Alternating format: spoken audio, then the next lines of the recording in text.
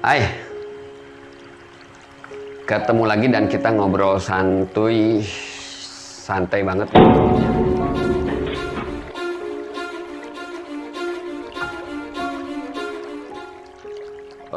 Saya mau ngobrolin banyak hal sebetulnya ya, cuman di video kali ini saya mau ngobrolin yang mungkin menurut banyak orang nggak seberapa gitu kan.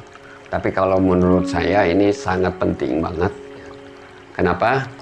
Karena teman-teman pasti pernah nemuin orang yang apa ya namanya ya, nggak suka dengan satu makanan misalkan, atau yang benci banget bahkan dengan sesuatu, atau parno ya. Nah, tapi obrolan kali ini kita santainya, bener-bener santai gitu kan. Jadi nggak harus dasar keilmuannya apa dan lain-lain gitu kan. Dan ini pun meja kerja saya pun dibikin sesantai-santainya apa adanya. Ada tas bikinan pelaku UMKM yang saya bina gitu kan. Ada tools coaching, ada topi juga gitu kan. Ada segala macam, bahkan ada kaos kaki, ada ini dibiarkan berantakan ya. Saking santainya, bahkan handphone saya pun on juga nih. Nah, karena masih ada banyak pesan masuk gitu kan. Nah, terus mau ngobrolin apa? Ya tadi ngobrolin hal-hal yang santai-santai aja. Contohnya gini ya, jadi saya ini punya banyak temen lah ya, banyak temen yang dia nggak suka sesuatu, gitu kan? Dan ini makanan ya, nggak suka sesuatu dan makanan. Kemudian apa namanya? Ya menurut saya aneh gitu kan? Aneh. Kenapa aneh? Karena masa sih hal semacam itu dia nggak suka gitu kan? Dan lucu aja gitu kan? Lucu aja. Gini nih. Saya mau nyontoin sahabat saya, nggak perlu sebut namanya ya, inisialnya F lah gitu kan.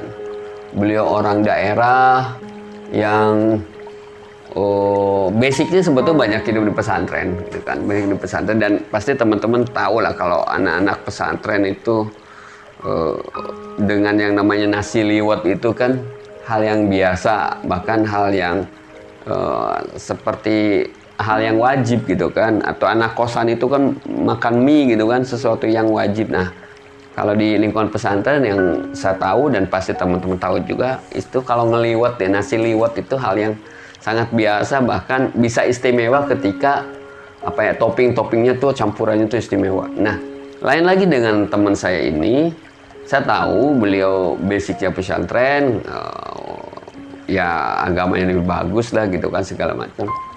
Tapi ketika saya ajak makan di rumah, saya pikir udah seneng banget tuh saya mau ngajak makan dia gitu kan. Asli ini sesuatu yang aneh banget. Tapi begitu dibuka nasinya, saya panggil, bro makan gitu kan. Begitu dibuka nasinya, dia semangat, kita sama-sama lapar. Begitu dibuka, gitu kan. Nasinya nasi liwet. Dan dia bener-bener nggak makan nasi liwet itu gitu kan. Gue bilang, kenapa nggak makan? Saya pikir karena toppingnya gitu kan, ada ikan asin atau apa gitu. Tapi ternyata setelah saya gali, saya ajak ngobrol, beliau ini, teman saya ini nggak suka dengan makanan hal yang baru-baru mungkin ya, hal yang belum atau tidak terbiasa dari kecilnya. Nah, ini nanti kita akan bahas panjang lebar sebetulnya kenapa, dasarnya apa gitu kan, seseorang bisa tidak suka, seseorang bisa trauma, bahkan seseorang bisa paranoid dengan sesuatu hal termasuk makanan. Ini kita akan panjang, videonya akan panjang, mungkin akan berlanjut, tapi nggak apa-apa lah ya.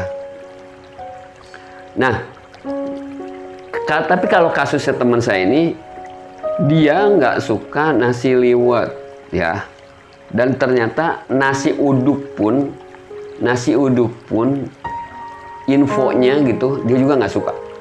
Bahkan nasi padang yang banyak orang menyukainya, beliau juga nggak suka ya. Nasi goreng tuh masih mending lah nasi goreng gitu kan. Tapi itu katanya udah kesini-sininya.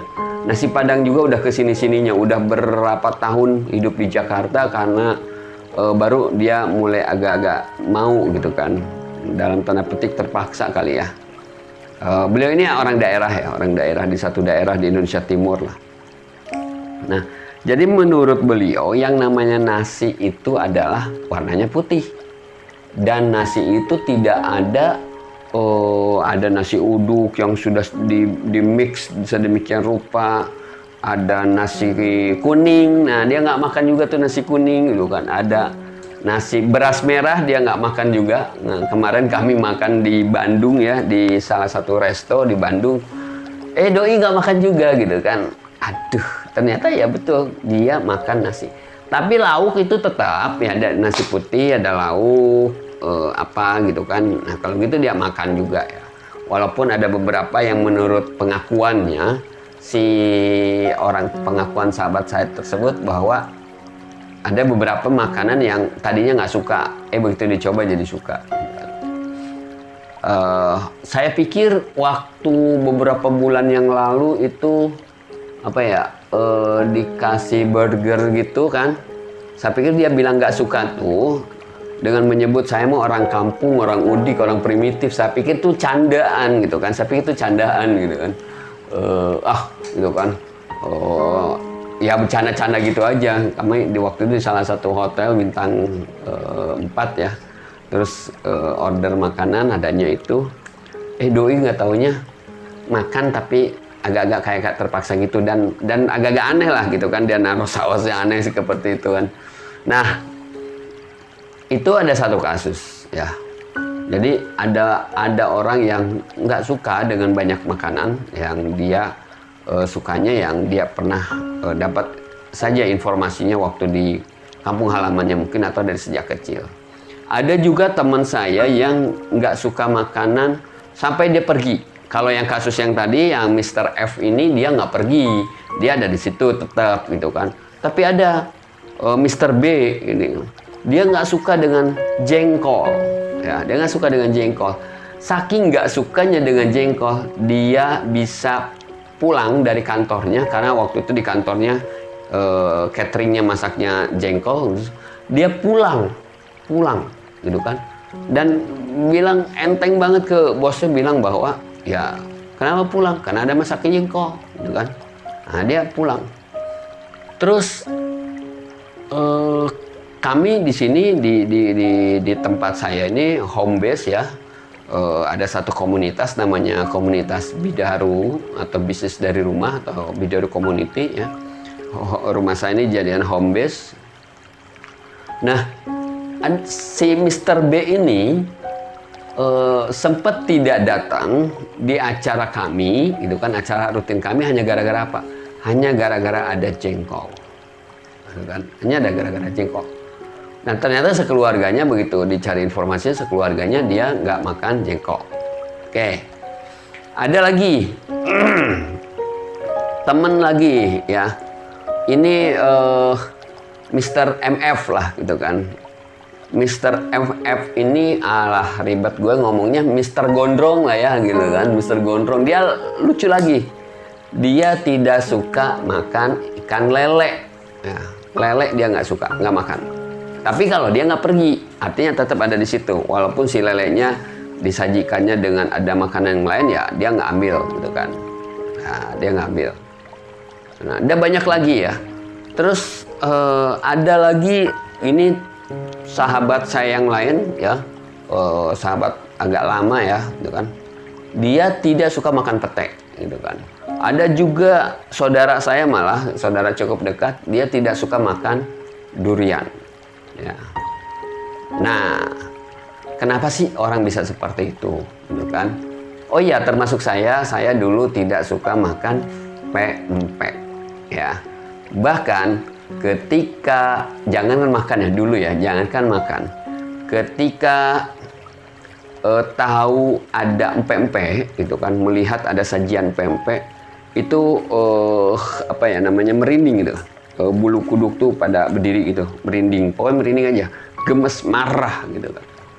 Nah, Kenapa sih banyak orang yang seperti itu, tidak suka dengan hal-hal tertentu yang sifatnya sepele ya. Oh, ada om saya juga, om saya dia nggak suka makan cucur, kue cucur, juga cucur yang bulat gitu ya.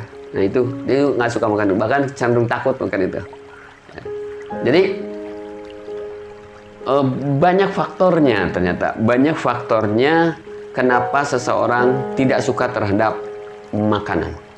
Ya, faktor yang paling dominan adalah karena tidak pernah tersajikan waktu dia kecil.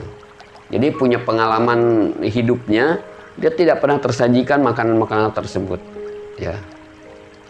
Oh iya ya, satu lagi saya ingat. Saya dulu juga nggak suka dengan daging kambing. Ya, sekarang sih asik aja. Daging kambing mau di sop, mau di sate, ya, enak ya. Nah, jadi balik lagi bahwa ada ketidaksukaan itu karena ya udah gue sih nggak suka aja gitu kan, tapi nggak punya masa lalu, pokoknya gue nggak suka aja makanan itu gitu kan. Nyaris kalau yang begini ya enteng banget sih, nggak ada alasan apapun tentang itu gitu kan. Gue pernah makan misal, gue pernah makan tapi gue nggak suka. Nah, ada yang begitu sih. Nah yang begitu nggak masuk obrolan kita ya, cuman ada yang bener-bener dia nggak suka, bahkan kalau dipaksa pun mungkin bisa enak, bisa muntah gitu kan. Nah yang paling dominan adalah dia tidak pernah mengetahui makanan tersebut, tidak pernah disajikan dari kecilnya, atau baru lihat saat itu, gitu kan. Tidak pernah punya pengalaman apapun tentang makanan tersebut. Seperti kalau saya pribadi kan juga kalau misalkan dikasih makanan dari negara tertentu atau daerah tertentu ya bisa jadi harus adaptasi ya, belum suka gitu kan. Nah itu hal yang pertama. Hal yang kedua, sampai merinding, sampai marah gitu kan kalau lihat makanan tersebut bisa jadi ada pengalaman masa lalu, satu kejadian di masa lalu yang kejadian tersebut membuat traumatik ya terhadap orang tersebut ya. Pas banget ada kaitannya dengan makanan gitu kan. Pas banget ada kaitannya dengan makanan. Jadi orang traumatik tuh. Kalau lihat pempek, dulu saya kulihat pempek, pinginnya udah hajar aja ya. Kalau kasus saya yang daging kambing, kenapa dulu nggak suka, karena memang dari kecil tidak terbiasa ya disajikan daging kambing. Yang kedua adalah saya pada saat menyembelih kambing itu saya suka ada di situ gitu kan, dan saya mencium aroma-aroma bau yang kurang nyaman gitu kan. Nah itu jadi ada satu, karena tidak ada pengalaman. Yang kedua ada pengalaman yang nggak asik banget gitu.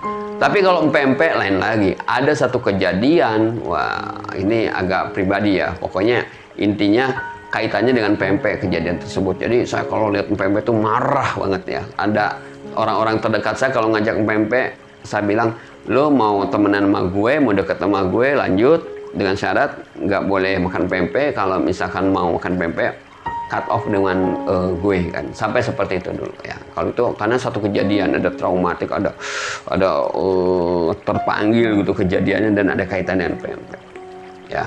Kalau Mr. F yang tadi saya ceritakan nggak suka nasi selain nasi putih ya, karena memang belum terbiasa aja dari kecilnya ya, belum terbiasa gitu kan. Kalau dia dibiasakan juga ya saya yakin dia akan bisa.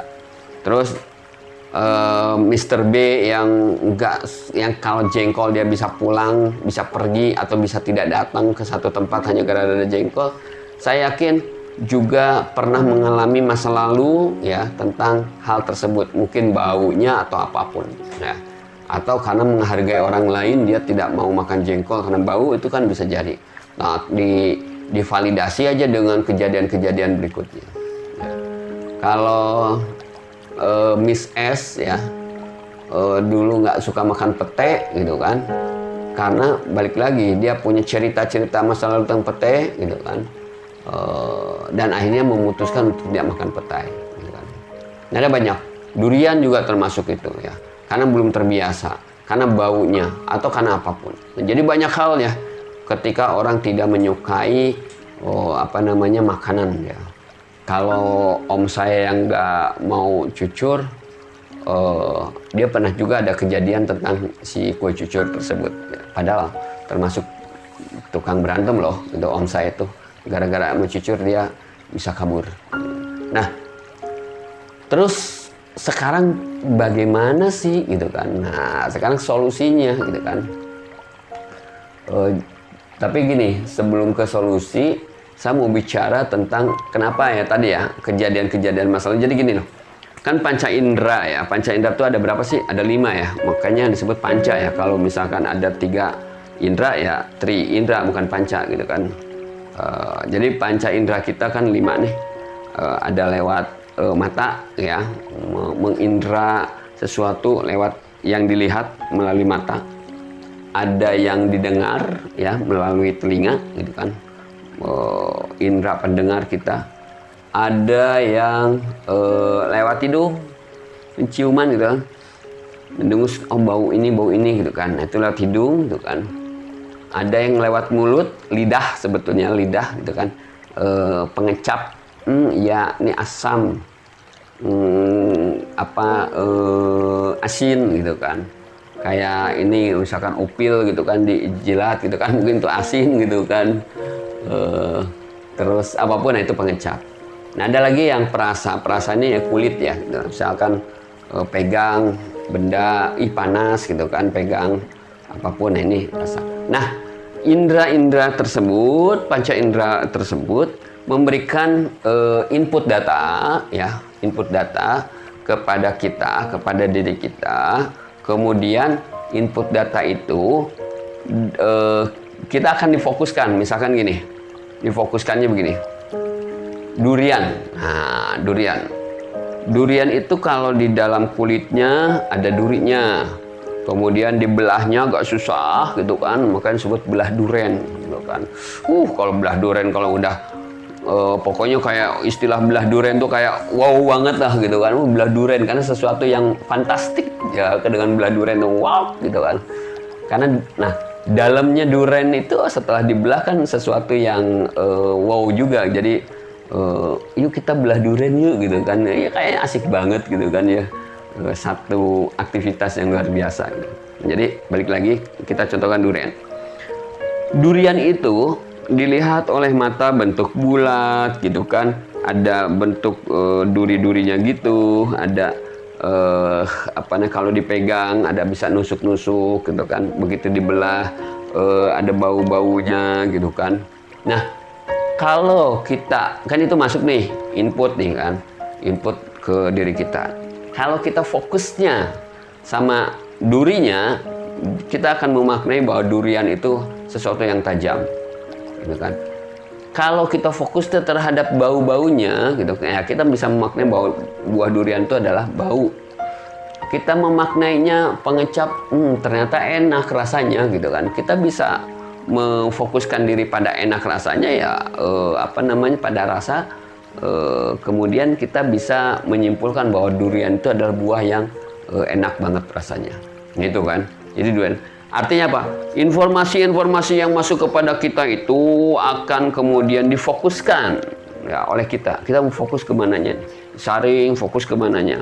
Setelah difokuskan masuk ya ke pikiran kita, dan kita memberikan makna tentang informasi tersebut.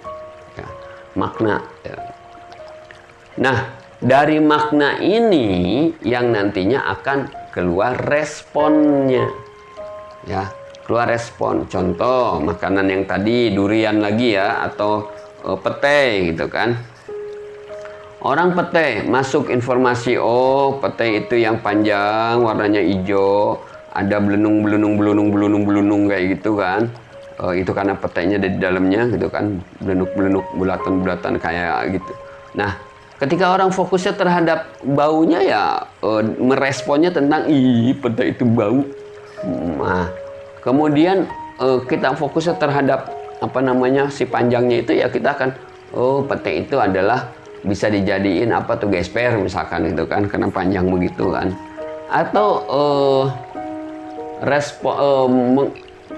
fokusnya terhadap dari pete ini ada loh zat yang bisa memicu kita jadi enak makan gitu kan. Nah, ini ya akan merespon badannya, pikiran dan badan kita tuh apa?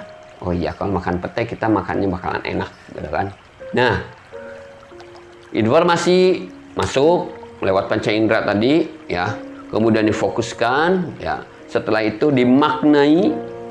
Kemudian setelah dimaknai, maka akan ada respon terhadap informasi tadi. Ketika responnya itu terus-menerus, terus dan berulang, itu yang akan jadi attitude-nya, akan jadi karakternya, akan jadi kebiasaannya. Artinya apa? Mr.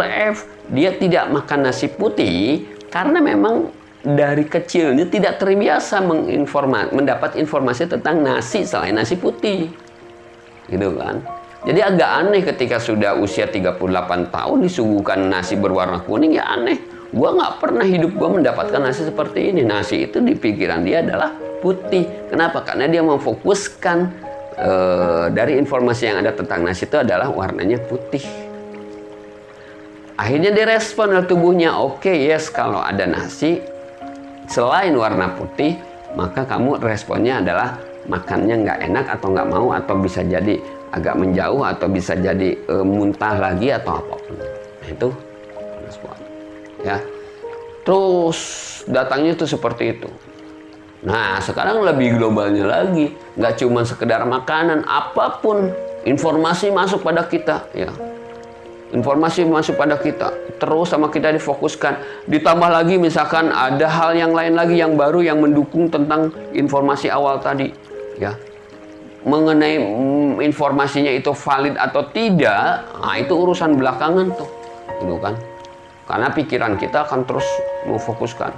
Sama lah, sekarang Indonesia ini apa ya, banyak sekali hoax gitu kan, terus akhirnya larinya saling serang gitu kan, dan lain-lain. Kenapa? Karena memang informasinya masuk, difokuskan, ditambah lagi data-data yang lain yang belum tentu juga datanya valid gitu kan. Atau informasi yang awal juga belum tentu valid. Dia apa? Dimaknai, direspon apa? Akhirnya ya karakter seperti itu. Nah, balik ke makanan, ya. Nah, pun demikian. Nah, sekarang gimana sih caranya untuk menghentikan itu atau untuk menyembuhkan lah, kalau dianggap itu hal satu penyakit gitu kan, atau sesuatu yang harus disembuhkan gitu kan. Ya, cara yang pertama dan harus dilakukan adalah diyakinin dulu. Dengan saya tidak suka nasi selain nasi putih, apakah membahayakan saya? Gitu kan? Atau saya nggak suka jengkol, apakah membahayakan saya kalau saya makan jengkol? Gitu kan? Atau misalkan hal yang lain, pokoknya tanya dulu seperti itu. Kira-kira ngerugiin saya sendiri nggak ya? Gitu kan? Waktu saya makan kambing ya, makan daging kambing sekarang jadi suka ya. Dulu waktu belum suka itu, dan di saat saya mau, itu udah tahunan loh, dari kecil ya, sampai usia saya mungkin di atas 23 gitu kan, ya puluhan tahun lah. Jadi ketika saya berpikir kalau saya makan daging kambing, kira-kira apa ya masalah yang akan terjadi buat saya? Kalau saya makan daging kambing, kira-kira apa ya untungnya bagi saya? Itu tuh di kepala saya dibikin seperti itu aja dulu, gitu kan. Jadi ditanya pentingnya apa, bahayanya apa, gitu kan. Saya terapi gitu kan, terus. Gitu. Akhirnya saya memberanikan diri untuk mencoba, gitu kan. Mencoba dan ternyata enak. Nah, dan sekarang daging kambing, ayo kita makan malam inilah, kita makan daging kambing. Pun demikian tentang teman-teman saya yang tadi. Karena faktor tidak pernah dapat informasi sebelumnya, gitu kan. Bisa saja saya tanya, terus kalau misalkan kamu lapar banget, gitu kan, dalam satu sajian dan ternyata nggak ada nasi putih, mau apa yang kamu lakukan? Nah, itu kan dobrak ini nih, belief yang sebelumnya ya, dobrak keyakinan sebelumnya. Sama juga sahabat saya, kalau misalkan dia sampai pergi dari kantor atau nggak mau datang ke satu tempat hanya gara-gara tahu di situ ada jengkol, gitu. Saya bisa nanya seperti itu. Sebetulnya aktivitas atau keyakinan saat ini tuh merugikan dia atau enggak? Ya, karena beliau ini seorang auditor keuangan, ya, apa namanya juga konsultan keuangan gitu kan, bisa saja saya bawanya ke profesinya dia. Misalkan gini, kamu punya klien gitu kan, dan ternyata kliennya adalah perusahaan pengolahan jengkol gitu kan. Ketemu klien, peluangnya bagus, dan saat itu kamu tidak punya job yang lain kecuali itu kesempatannya. Apa yang akan kamu lakukan? Wah, itu bisa tuh dibawa ke sana. Sama yang lain pun begitu. Sama yang lain pun begitu. Nah, baru terapi-terapi yang lain. Gitu kan. Nah, mengenai terapi-terapinya, saya akan lanjut di video yang lain ya. Biarkan aja video yang saat ini ya kita ngobrol santai, informasi santai untuk teman-teman semua. Oke, itu aja dulu lah ya. Nanti mengenai terapinya untuk orang yang trauma, terapinya untuk orang yang apa namanya yang traumatik ya, yang bahkan fobia segala macam ya. Ini kita nanti bahas di video yang lain aja ya.